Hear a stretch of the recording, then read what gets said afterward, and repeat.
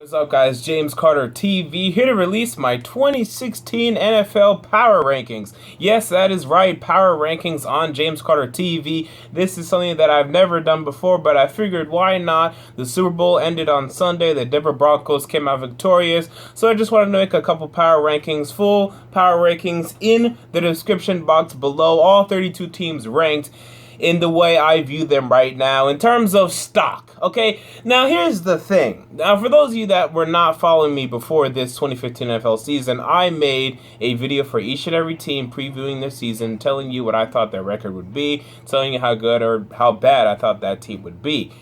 Now, a lot of those were wrong, a lot of those were right, and I'm very critical for a lot of teams. The key thing with power rankings, though, you have to realize this is not how I view a lot of teams. This is just, what is the stock of every team right now? If I'm buying stock, what is your stock? This is how I'm ranking the stock of NFL teams right now. And number one is the Denver Broncos. Not really because I think they have the best stock. I mean, well, they do. They just won the Super Bowl. But I believe in my power rankings, and pretty much it should be this way. When you win the Super Bowl, you deserve to have the number one spot. Maybe only for a week, maybe only for a day, but you deserve to have the number one spot. You've earned that. I mean, because the Denver Broncos haven't been number one on anybody's list pretty much throughout the season, so they finally have been allowed the opportunity to be number one now. They finally earned that right. Give it to them. I let them be number one. Will they be number two the next time I come out with power rankings after free agency? Probably not. But right now they are. They've earned that. Now, I'm not going to go rank by rank, but I'll tell you the most significant ones and the ones I know you guys are going to have a problem with in this video. Number two, the Seattle Seahawks. I'm high on the Seattle Seahawks. And those of you that followed me in 2014 knew that back then I was low on the Seattle Seahawks, and it was mainly because I did not have much faith at all in Russell Wilson. But what I always like to say is just because I don't have faith in you then, just because I don't think you're very good then, doesn't mean that you can't get better. And he's gotten better. Russell Wilson has finally ascended his quarterback talent to an elite level. I mean, he's playing on an elite level near the end of the 2015 NFL season. Was unable to come up victorious against the Carolina Panthers, but you've seen him finally ascend his play to that elite quarterback status. He is now an elite NFL quarterback. And when you combine that with the fact that the Seattle Seahawks had a hell of a 2015 rookie class in Tyler Lockett, Frank Clark, Thomas Rawls being an undrafted free agent, this Seahawks team is young. They're coming back stronger than ever. They have two, maybe three key free agents in Russell Okung, in Marshawn Lynch, who's going to go away, but it's fine because Thomas Rawls is just fine at the running back position. They have Brandon Mebane, Atiba Rubin, but they can lose those guys. Bruce Irvin, they've been drafting guys for a while. They've been ready to lose those guys. They're fine. I mean, they're going to have to draft a tackle in this upcoming draft, but I have faith in the Seahawks. They're going to be back. They're going to be strong, and they're my number one team, really. I know the Broncos, I gave them the number one team, but the Seattle Seahawks, I'm very high on the Seattle Seahawks. But the Panther fans, don't worry, you're number three, you're right behind them. I'm still very high on you guys as well. Some people will wonder why I have the Chiefs so high. They have a lot of upcoming free agents, and we're going to see what they do with that. But they also have $31 million in free agency cap room. So I think they'll be able to re-sign a lot of their guys. Sean Smith, they better re-sign. Eric Berry, they better re-sign. Derek Johnson, I think you can let go. He may be a little more expensive than what you'd be looking for. Jeff Allen, I think you can let go. But, you know, the Kansas City Chiefs, I mean, this is a team that won, 11 straight games? I mean, this is a team that came into the NFL playoffs hot. They still deserve some credit here, and they're going to get it from me. The Cardinals are a little low. I'm a little low on the Arizona Cardinals. Carson Palmer is getting older. Larry Fitzgerald's getting older. And those are the two big fulcrums on your offense. Now, Chris Johnson was a one-year rental. I don't think he's going to be back. And if he's back, I'm not sure he's going to be good. David Johnson, okay, now we're having a conversation. But, you know, the Cardinals, they're aging. Their defense, I never thought their pass rush was very good. What they do is they send a lot of guys, but those guys aren't very good. And they're going to need to improve some talent before I put them back in the top five. Right now, I'm pretty low on the Cardinals. I mean, I still think you're going to be, you could be a playoff team. I'm not going to say you're going to be, but I still think you could be. I think you deserve this spot, but I don't think you deserve much higher. The Bengals are a little low. Upcoming free agents like Marvin Jones, Mohamed Sanu, and you guys don't like to spend money. I would love to say, and you're going to say for me, Oh, it's okay, we're going to re-sign them. Hey, you guys don't like to spend money. You guys don't like to spend money. Why? I don't know. I don't know why you guys don't like to spend money, but you guys do not like to spend money. Also have Leon Hall and Reggie Nelson and blah, blah, blah. And you're going to say again, we will re-sign them. How do you know? You guys don't like to spend money. I don't get it. Bengals fans don't get it. No one else gets it. So you can go ahead and say we're going to re-sign them. Does your recent history suggest that? Because I don't think it does. I'm low-ish on the Bengals, although you're still top 10. But I'm still going to get a good yelling from you all, I'm sure of it. All right, the Colts are a little high, but hey, they still have Andrew Luck. I mean, I'm a Tennessee Titans fan. I have the Tennessee Titans number 32. And I mean, I'm very objective, and I know the Indianapolis Colts are going to win the AFC South next year. They're going to win the AFC South next year. Maybe the Jaguars. No, the Jaguars stink. Who am I kidding? The Jaguars will always stink. So the Colts are going to win the AFC South. They're going to be back. Will they win the Super Bowl? I don't know. But they're going to be back, and they're number 11.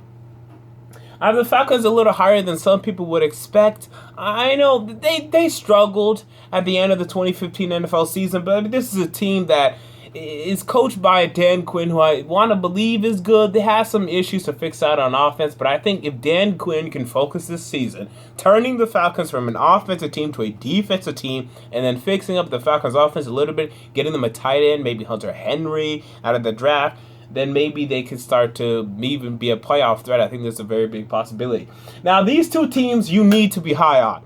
And I don't know why some power rankings I saw, they're not high on these two teams, and that's the Oakland Raiders and the Tampa Bay Buccaneers. It is time to buy stock for these two teams. The Raiders went, 7-9 last year. The Bucs went, 6-10. It's time to buy stock. If there are two teams that I think missed the playoffs last year with young quarterbacks that can make it this year, it is the Tampa Bay Buccaneers and it is the Oakland Raiders. It is time to buy stock. It is time to buy in. Now, they may miss. I would not be surprised if they miss. If the Raiders go 9-7, if the Tampa Bay Buccaneers go 9-7, I could buy that. I don't see any scenario where either of those teams finish worse than they did in 2015, unless if they have injuries. It's time to buy stock. It's time to rate these two teams very high. That's why I have them pretty high. The Bucs are only 17, but they'll be playoff threats. Do not forget about the Tampa Bay Buccaneers. The Jets, you may say, are a little low. Ryan Fitzpatrick, he had a nice season last season. Is he going to be better? No, he's not. That's the best Ryan Fitzpatrick has ever been and ever will be. So that's an issue for me. It wouldn't be surprising for me if he just completely fell off and the Jets struggled in 2015 or 2016. It would not surprise me at all. So I'm a little conservative on the Jets right now.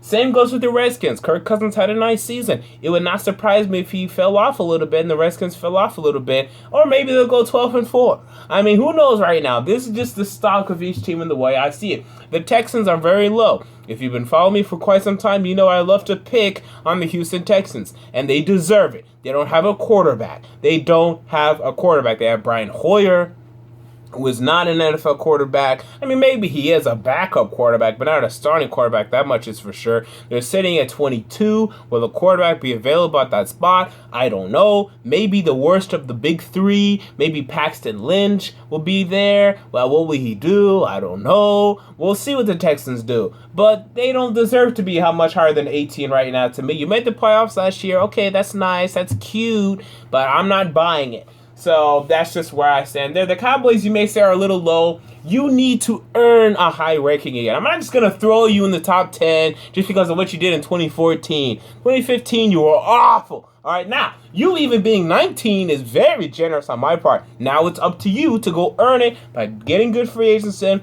by getting good draft picks in, and then you will really start to climb in these power rankings.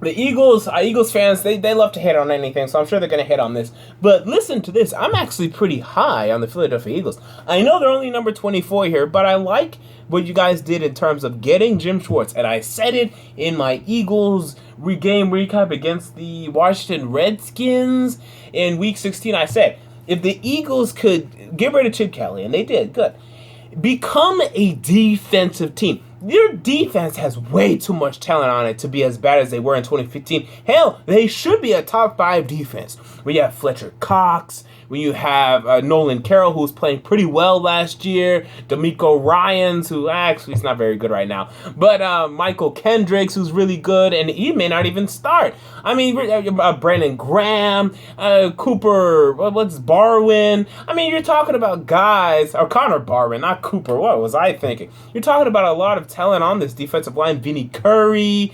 I mean, on this entire defense, there's talent everywhere. Walter Thurman had a really good year. Malcolm Jenkins. There's way too much talent. Walter Thurman's gone. What am I talking about? There's way too much talent on this Philadelphia Eagles defense to be as bad as they were last year. If they can become a defensive team and they have the talent to be top 5, and then maybe Sam Bradford comes back, maybe he doesn't, but the offense does just enough. Maybe they actually do some good stuff around DeMarco Murray. He actually is able to run for a decent amount of yards. They become a running the football and defensive team. The Eagles can make the playoffs this year in 2016. This I know to be true.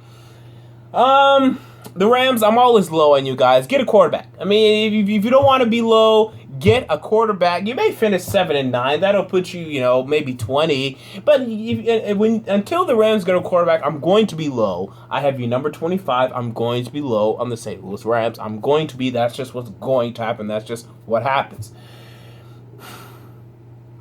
San Francisco 49ers, same story, get a quarterback. I believe that Chip Kelly can work with Colin Kaepernick well, but, I'm lower on you than everyone else compared to everyone else right now. Oh yeah, Jags fans are going to say, we deserve to be higher.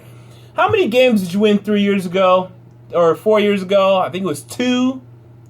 Then you won 3, then you won 4, and this year you won 5. Okay, so you're expected to win 6. Why not? I mean, that's what you've been doing. So that's what I'm projecting. Hey, you've won one more game for the past 3-4 years. I'm not going to say that now you're going to take that big leap. I'm going to let everyone else do that. I'm going to sit here. I'm going to see you going 6-10 or 7-9. You're going to miss the playoffs. You're going to fire Gus Bradley. That's what I'm predicting. And, the Miami Dolphins, I'm low on you guys. This is my problem. You're paying way too much money to Ndamukong Suh. This guy is costing $28 million against the cap in 2016. That is bad. You have no cap room. Now, you're going to release Brent Grimes. You're going to release some other players, I'm sure. Maybe Kobe Misi or whoever. But, man, you're really next to that cap. I'm low on Ryan Tannehill.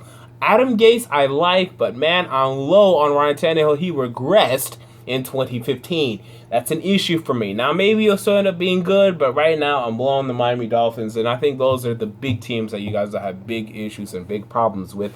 If I did not talk about it, you still have complaints, comments, concerns, criticism, please comment them down below and we'll have a fun conversation. Until next time, James Carter TV, I'm out. Peace.